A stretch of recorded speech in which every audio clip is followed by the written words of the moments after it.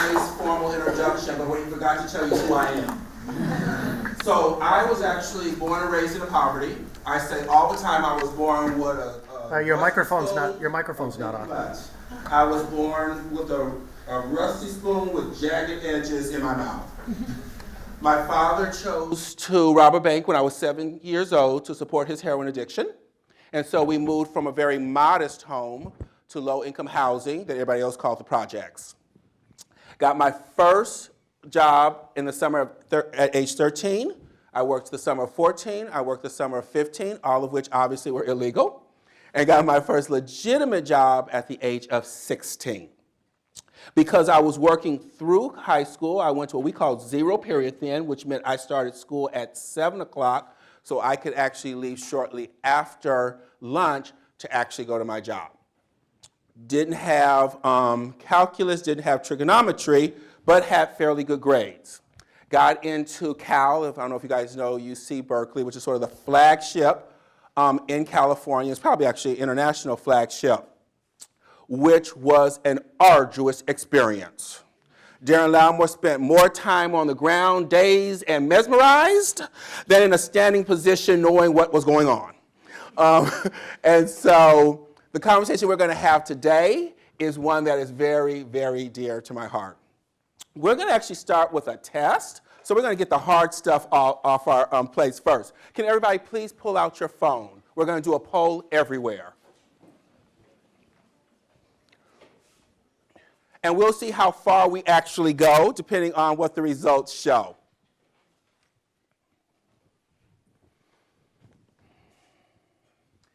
So I assume at your generation, you know to text 37607, and in the box, text YSM 2019, 2019, I'm sorry.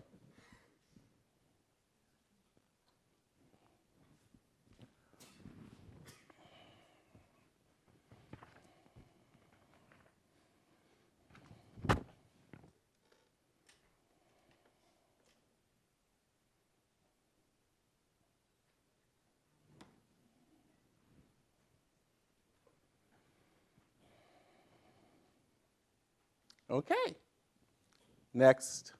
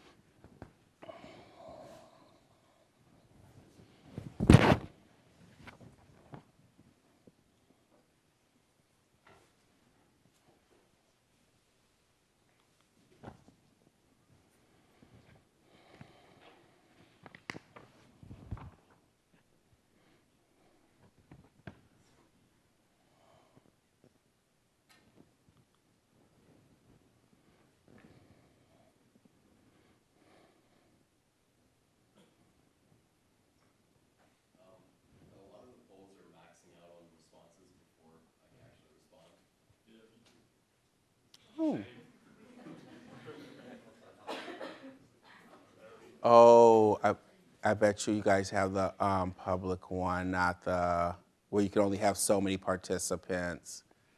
I'm sorry.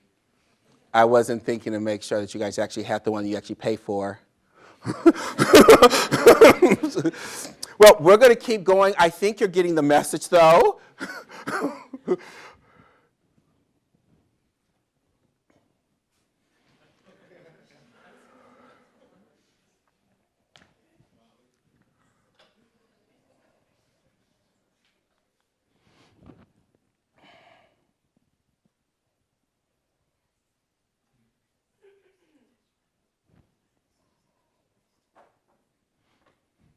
We'll do a couple more. I think we're getting the message.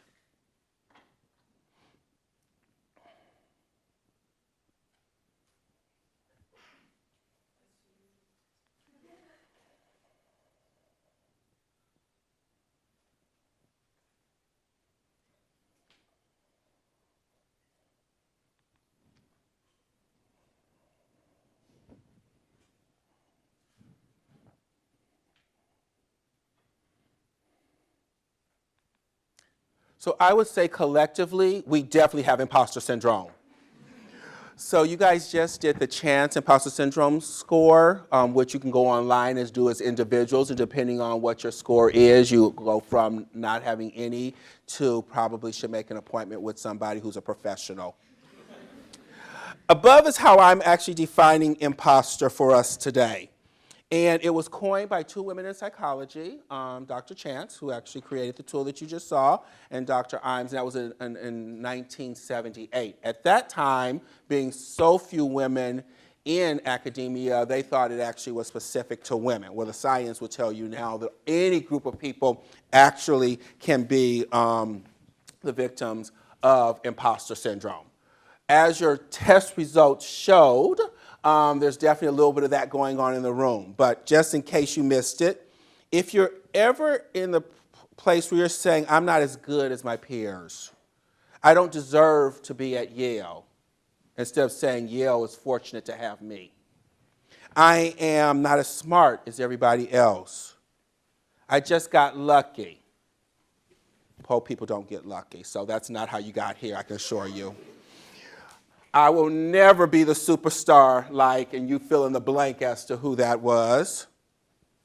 I don't belong. Or I'm a fake. People think I'm a fake, or even worse, they know I'm a fake, they're just being nice to me. I told you my story because you see who I am now. You don't see the path that got me here. And if you just look at myself and my colleague here and see where we are now, you think, oh, we got it all together. They couldn't possibly have dealt with the same issues that you're dealing with at the moment. That's not true. Believe you me, there was nobody in my projects who thought Darin Latimore would rise to be deputy dean at Yale School of Medicine ever. That was in nobody's psyche, including Darin Latimore's. Two personal examples. I arrived at Yale in January of 2017. Within 3 months of being here, I was driving up to the law school. They were consulting me because I was an expert in diversity, equity, and inclusion. As I was driving up to the law school, a police officer chose to follow me. It wasn't subtle at all. I'm driving forward. He's coming down. I see him from a mile away, so I know my speed is the right speed. I stop at a stop sign to let him pass. He does not move, so eventually I make a left turn onto Wall Street. He is in no way in a turning position, so he has to make some very obvious, awkward loop to actually follow me down the street. I become beyond nervous to the point of like shaking, so I find the first available parking spot and park my car. He does not drive past me. He literally stops right next to me and stares at me for a few minutes before I think he saw my Yale emblem and drives away. Not only that meeting, but for multiple days after that, I was asking myself, do I belong here? Why did I come here? Would I ever fit into the culture of Yale? And remember, Darin, public education his entire life, K through 12, public education. College, University of California. Faculty positions before here, University of California. So touching anything that thought it was Ivy was not in my experience.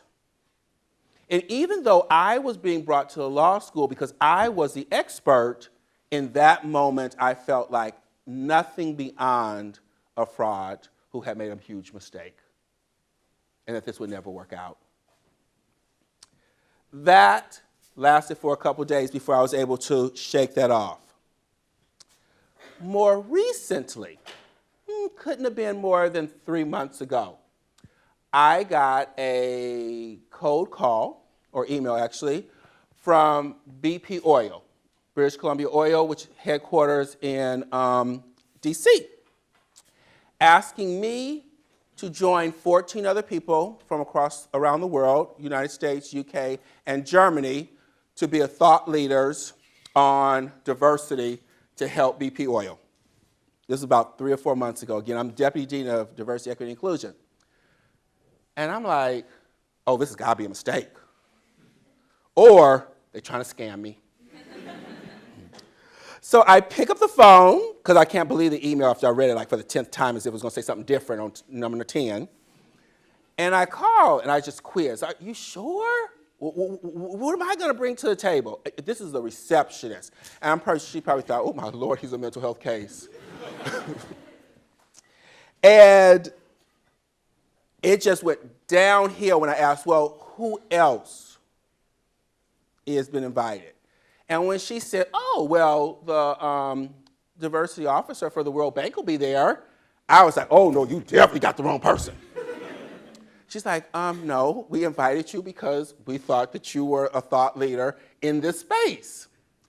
You cannot believe my entire flight, the day of, going from here to DC, I kept just this recording over and over. Oh, what am I going to say? Oh, Lord, they're going to think I'm the stupidest person on earth. What on earth am I going to say articulate that BP Oil hasn't heard already? At no point in that whole flight did I say, well, you know, smart people probably run BP Oil. They probably picked me for a reason. At no point was that part of the dialogue I had between my home, the airport, and BP Oil. I tell you this to say you never rise too high to actually have this issue. So the question is not about will you ever not feel like an imposter. The question is how will you learn to manage it? How will you learn to put these feelings in their space, which is a box on a shelf somewhere, so that they don't interrupt you in allowing you to do the things that you need to do?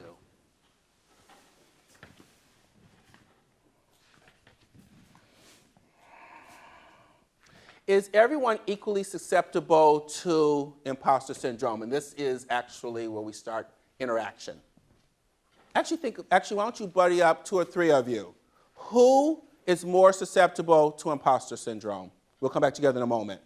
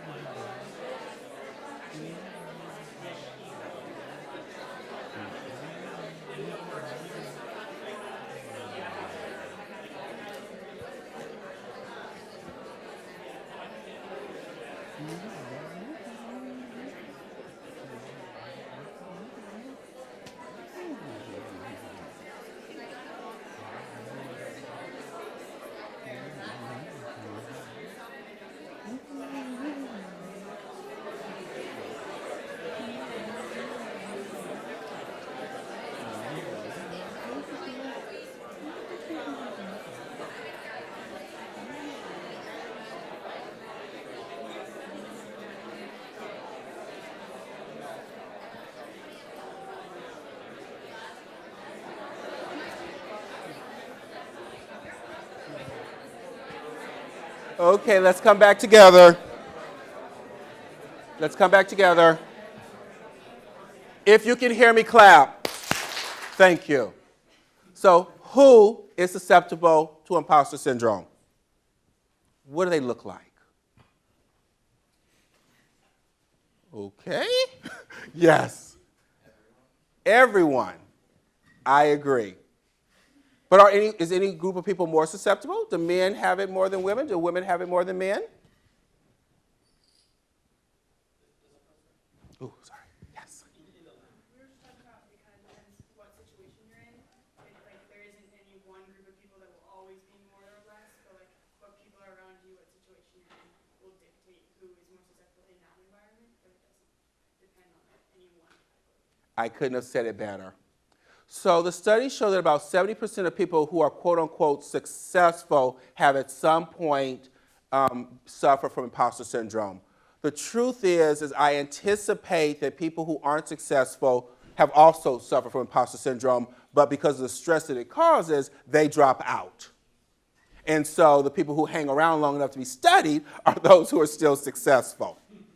As I said earlier, the original thought was that women were at more risk, when actually, like you said, it depends on the circumstances. So I would anticipate in the astrophysics department where you would be the only woman, absolutely. But for those men in this room who want to be a nurse, where there probably won't be more than one or two of you in the room, you are probably more successful. If you are minoritized, marginalized, or stigmatized, i.e. whatever your identities are, as you define them, not someone else, if you feel like you are walking the halls alone in those identities, you often are more likely to suffer from imposter syndrome. I want to be very clear, this is two-pronged. Part of, which is the conversation we're having today, is internal. But if you come from one of those categories, part of it also is the stupidity that you face in the hallways that you're walking down. I think somebody agrees with me. Who else? People that are not confident in themselves, yeah, so they lack self-confidence. That's an interesting statement. He said people who lack self-confidence. So I would say even people whom you think are extraordinarily confident, even maybe a little narcissistic, actually quite often suffer from imposter syndrome. Because, and we'll get to what it actually is, the art of perfection is going to be elusive until your death. So no matter how confident you are, you will never be the perfect. It's just not possible. Anyone here first generation? I would say probably your economic status, living amongst people at Yale whom don't have any concept of not having, probably is more of a predictor than your race and ethnicity, although they're very interlinked. But in this space of privilege, I would say being first generation probably puts you at a higher risk, quite honestly.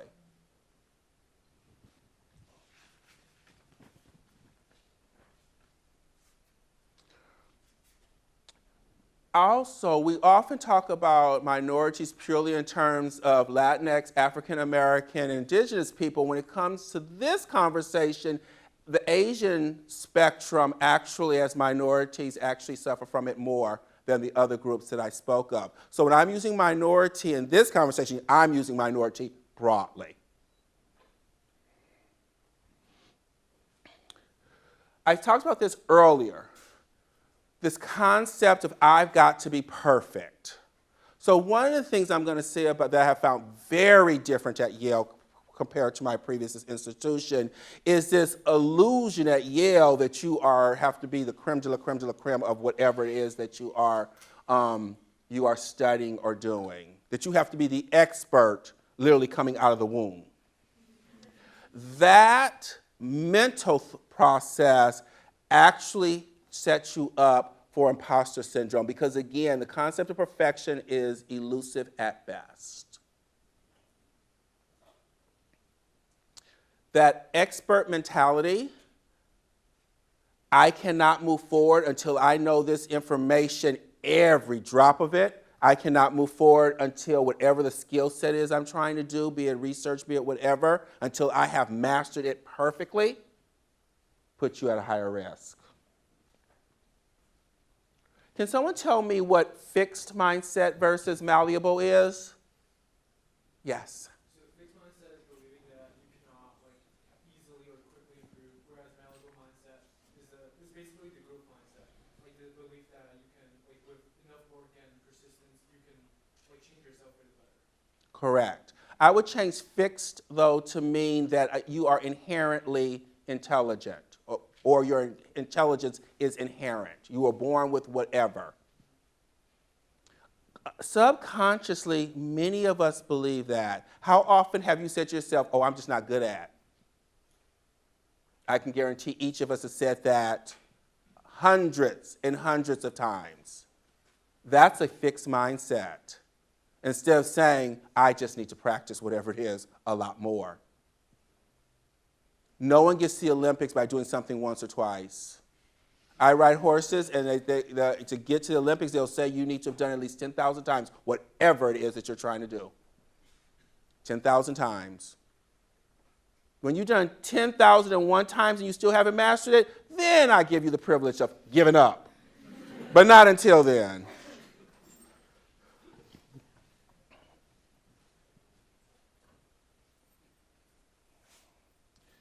Does imposter syndrome have actually an effect on you as a person, physically and mentally?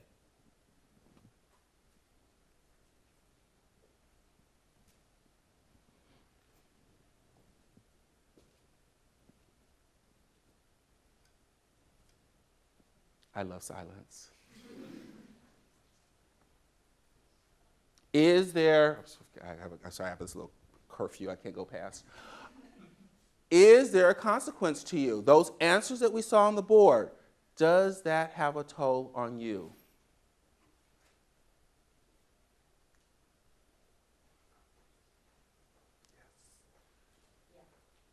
Yes. Wouldn't be asking the question if the answer was no. Thoughts about what that might be? Yeah, so like if you're in a space where like you think you don't belong or like you think everyone else around you is much smarter and like by some chance you or like some chance of like luck you got there, then you're like setting yourself in a position to always like kind of think of yourself as inferior to other people, and that has like a great mental consequence because then you go in a new situation or like academic areas and oh, I'm inferior and superior, and then like physically that can have a like strain on you because then like, you're going to be pushing yourself to like I don't know like stay up to the all night trying to like understand what you think people already understood in class. Agree with you, yes. Building off like the mental effect and imposter syndrome like happen can also like cause you to have a certain body language. Like let's say you were with one of your peers and you didn't feel like you belong, your body language may not be as comfortable and like show that you're like obviously nervous. And so that I would say, I'm going to capitalize on, and you actually got me there also. It actually has, and studies have shown, you have a much higher chance of actually having stress, decreased self-esteem. You begin to, in your academics, to purely focus on achieving, i.e. the grades, instead of actually enjoying the experience. And this leads to, from a diagnosis perspective, anxiety, depression, and I can never say this word, personality trait neuroticism, which has anxiety and depression actually embedded in it. Why this is actually really important, especially for this group to think about, is because nobody wants to live in a state of stress forever. And so what ends up happening to many of us, we end up doing what is I term cognitive disengagement. And what does that mean? I, since 7th grade, wanted to be a doctor.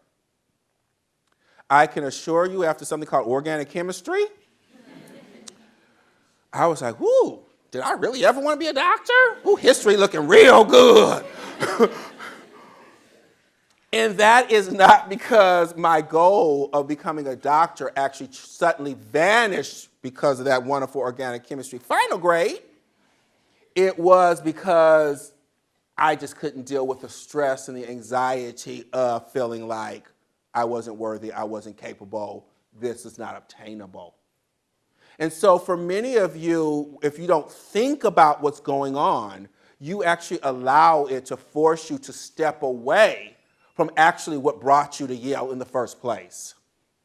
And so I was talking to my colleague here, one of, I think, the absolute strengths of you being in this program is that it probably, because you have a village, helps shield you from imposter syndrome, or at least allowing yourself to let it mess with your brain in such a way that you actually change your goals.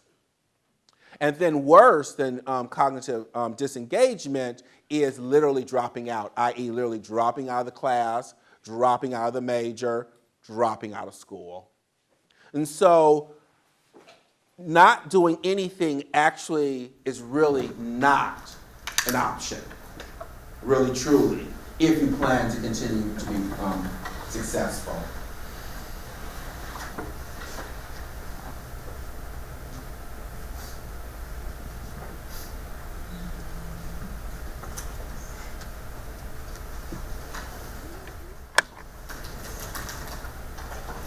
The biggest challenge of overcoming imposter syndrome is you in your head and what you repeat to yourself, right?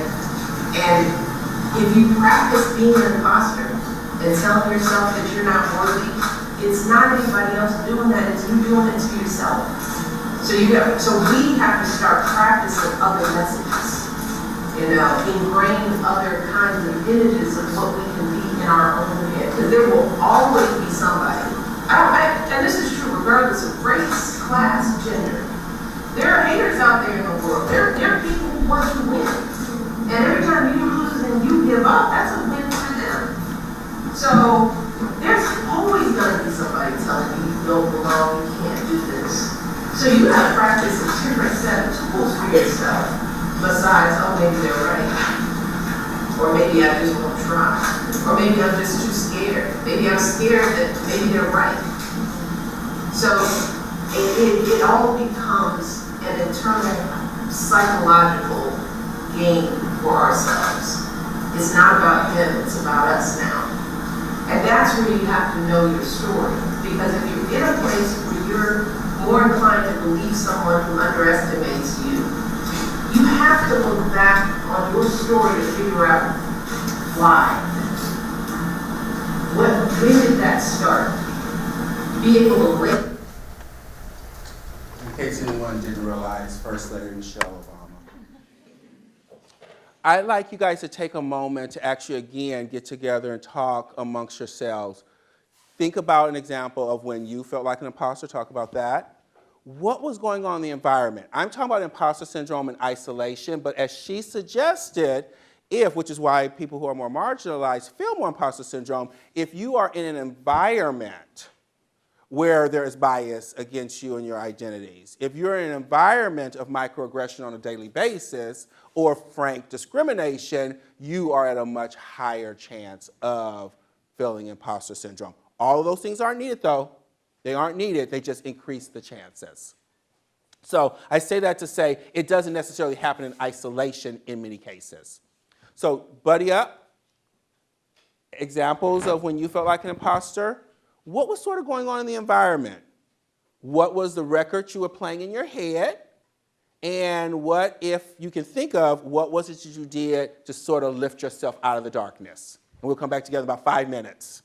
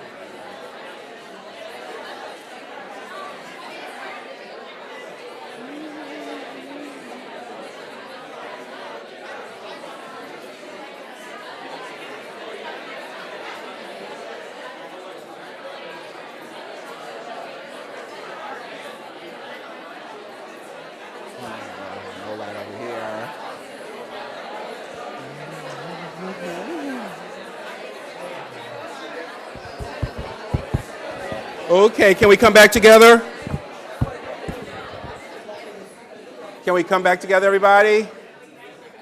I decided to come up here because I'm not feeling any love from this section.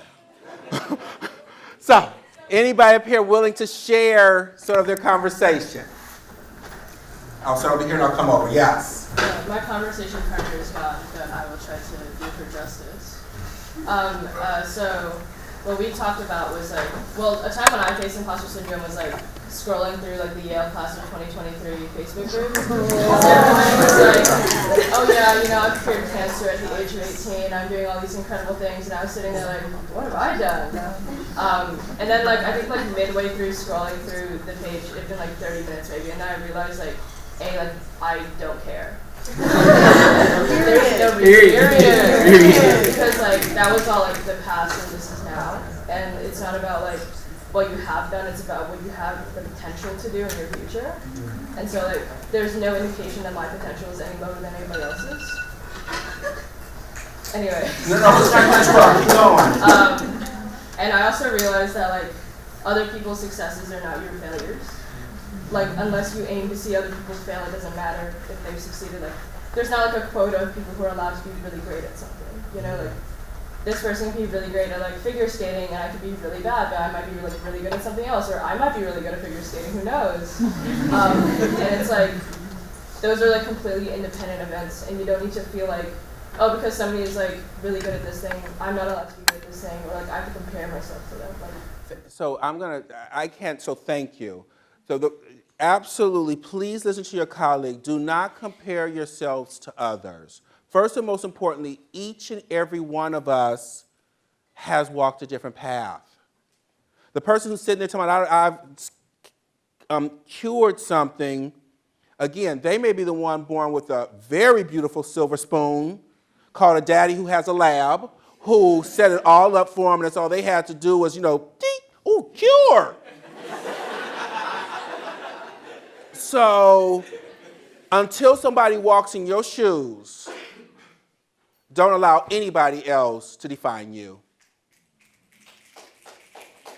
Sir, up there, and I'm gonna come. Was you okay? But up there first. Honestly, both him and I, we just experienced this to an extent because we just came from Chem Lab. If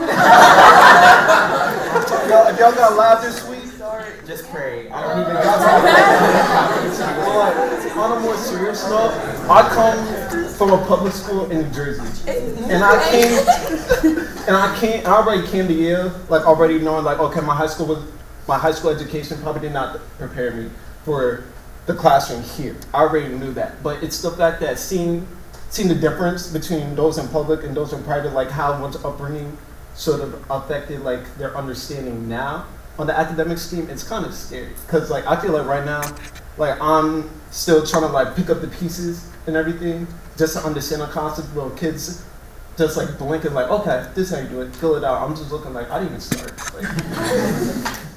So what I'm gonna say to you, and I really, really have ingrained this in myself. Do not define yourself by how many times you stumble and fall. Define yourself by how many times you get back up. Down here. Yeah, so today I went to office hours for my philosophy 281 course called Infinity, which I love. But it's gotten a little confusing ever since sets came into it. At office hours we were talking about the assignment, and there were all these seniors who were also confused about it, and like they were really nice. They were trying to explain things, and I was like, I don't even understand your explanation. Go back. What's an index? I got like a little overwhelmed with that, and like wondering like, why do these even know all of this and I don't know any of this? And then I realized like, why am I comparing myself to a senior who's majoring in philosophy? Like, I just got here. I'll go read some things about set theory and work on it. And even if you're talking to someone who's in your same class, again, don't compare yourself because what they're blabbing at you may be exactly what they studied last night. And that's all they know. So you'll get people, both extremes. I know everything. I'm Mr. or Mrs. Prodigy. Let me put that all over the internet. Then you get those, oh, I didn't study. But I got an A. In one ear, out the other. Again, to listen to that is to let others define you instead of allowing yourself to define yourself. And that's the only thing that's going to work. Because really, honestly, in 20 years, you're not going to know where they at, and you're really not going to care. Let me work myself down a little bit. Anything to compliment or different stories? Yes. It's very important to know that everyone is walking different paths. So when you think about that, there's no such thing as falling behind or getting ahead. There's no such concept of these anymore. Because as long as you're going forward and not standing still or going backward, that's all that matters.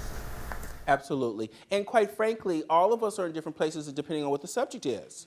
Someone is, by definition, going to be ahead of you in one area, and I can guarantee you in another area, you're ahead of them. So who's really in front? Neither one of you, in all honesty. You're, like you said, you're just on different paths going to the same place, hopefully. Yes? We were sort of talking about, I'm pretty sure you guys are all familiar with it. There's that one archetype of if you're tutoring or office hours, it's there'll always be that one kid that comes in late, asks one question and then leaves. Okay, flex, there's no point. We're all here to just sort of learn. To be entirely honest, I feel like I've never gone to a tutoring session or where I didn't, even if I had that particular question that we were talking about that we discussed, I didn't learn more at the end anyway. These people just come in and just it's they already know everything and they just had this one small question. And if you listen in general, it would be questions is sort of tangentially related to actually what people are trying to grasp. And it's I get you're on a schedule or whatever, but could have been an email. You didn't need to come here and just show off or something. But again, why do you absorb that? Why do you let somebody else matter? The only power other people have over you is what you give them.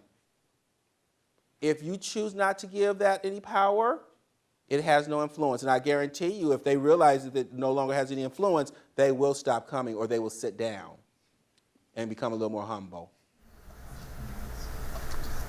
Yes? Well, Colin and I talked about how, even getting into Yale, I, did not believe that was supposed to happen. I told my committed within 2 days of getting in because I was I think we get an email that says I'm so sorry, but that was an error. I just did not believe that was even within the realm of possibility. And it took weeks for me to be able to recognize maybe the work that I actually was So this, even if you tape it on the mirror in the bathroom, not only did you earn your spot here, Yale should be grateful that you are here. You bring, no one has walked your path. No one is an expert in your life but you.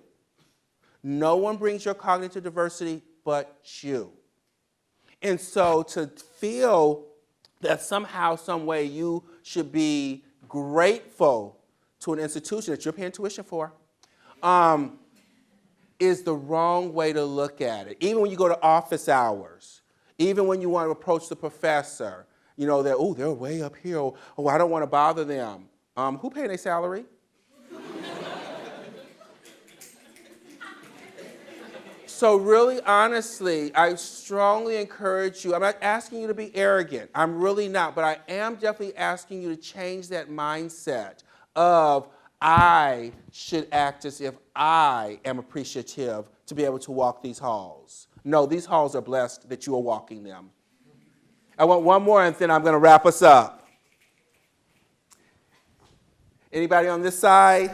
Yes. We're talking about what's going on in the environment and how a lot of the times it's something you don't really talk about, where it's people are just passing comment, and then there's no space to explore that, whether that's people bringing up some topic that they know a lot about, or whether it's test scores coming out and these things that you think give you so much information, but are really just the surface. Absolutely. And I actually got to the point, especially around test time, beats in ear, music boom, boom, boom.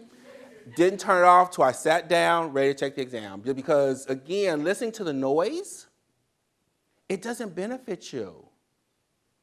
And it's all it is noise. So how do we actually combat imposter syndrome? First and most importantly, remember who you are and where you came from. Never be ashamed of who you are.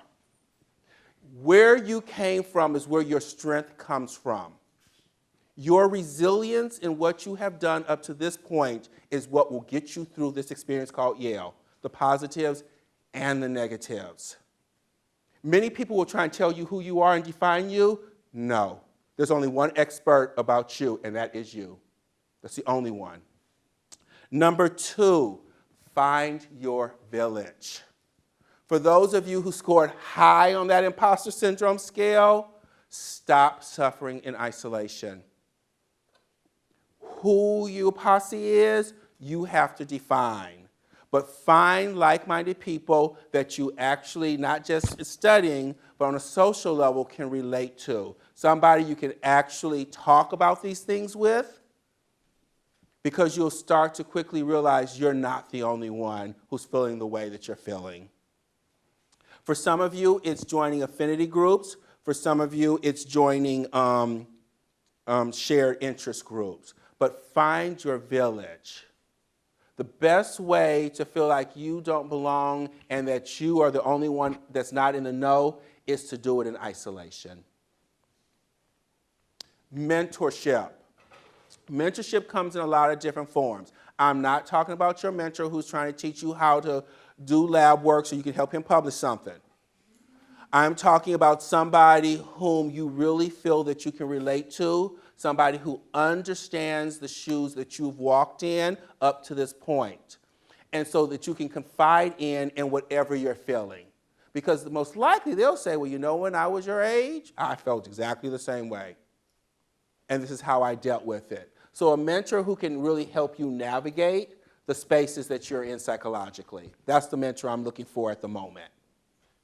That may not be a person in your college, may not be a professor in your major, especially if you're a science major. Sorry.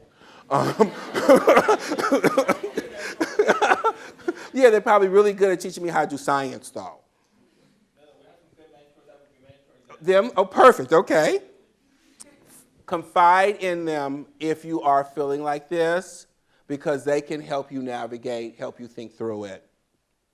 Some of us will need counseling. That is not a bad thing. If you are finding that this is actually inhibiting you from moving forward, if you are finding that you're starting to get anxious, you're starting to get depressed, you are starting to not even want to approach that subject because you're feeling so much like you cannot master it, it's time to get some help. Next thing, label it. Now that we know the word, and some people use imposter syndrome, some people use imposter phenomenon, label it. When I was in your shoes, it was cousin imposter. Cousin imposter would come around, and cousin imposter, I said, ooh, no, I had enough of you. Time for you to go in the box, gotta study. Oh, here comes cousin imposter. Oh, no, you need to go on that shelf over there. Gotta study. And you figure out how it works for you, but label it, which makes it easier to put it where it belongs, which is someplace else, external.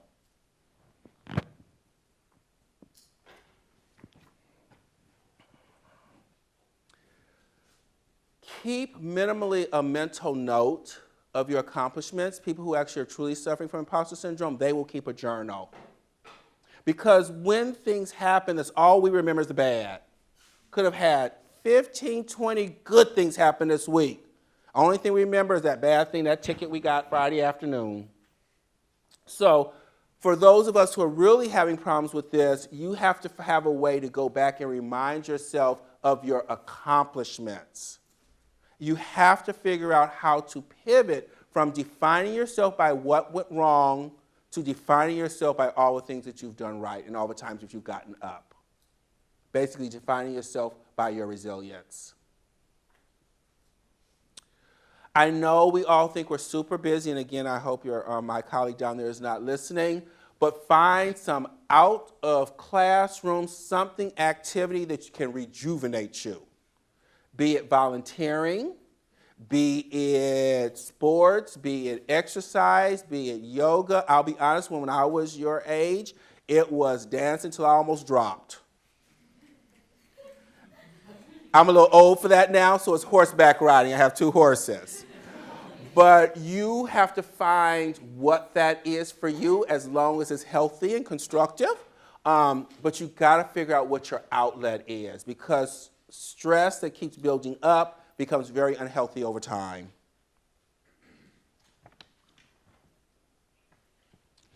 And then the last thing that I want to end on with my little 4 minutes.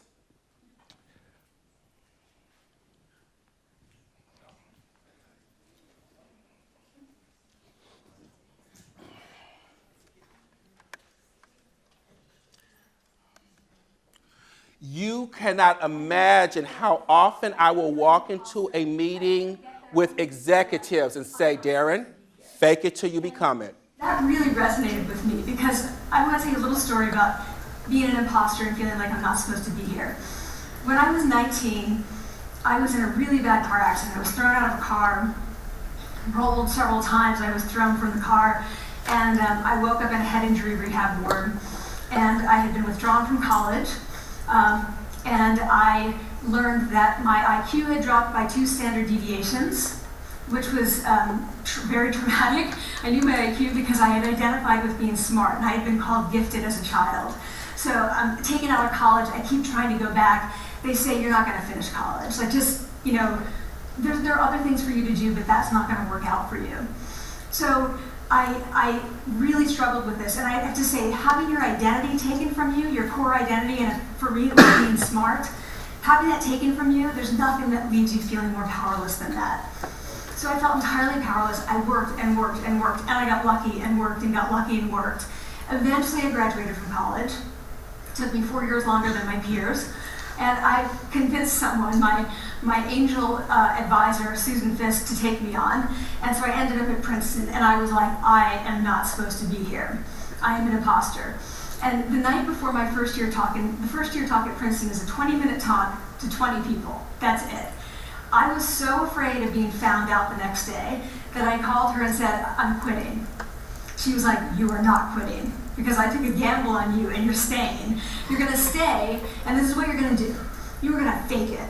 You're going to do every talk that you ever get asked to do. You're just going to do it and do it and do it, even if you're terrified and just paralyzed and having an out-of-body experience, until you have this moment where you say, oh my gosh, I'm doing it. Like, I have become this. I am actually doing this. So that's what I did. 5 years in grad school. A few years, I'm at Northwestern. I moved to Harvard. I'm at Harvard. I'm not really thinking about it anymore, but for a long time I had been thinking, not supposed to be here, not supposed to be here.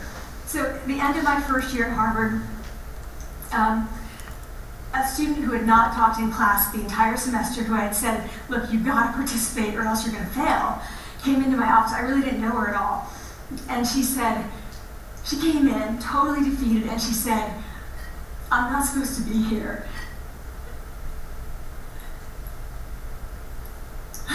And that was the moment for me, because 2 things happened. One was that I realized, oh my gosh, I don't feel like that anymore. I don't feel that anymore, but she does, and I get that feeling. And the second was, she is supposed to be here. Like, she can fake it, she can become it. So he's like, yes, you are. You are supposed to be here, and tomorrow you're gonna fake it, you're gonna make yourself powerful, and you're gonna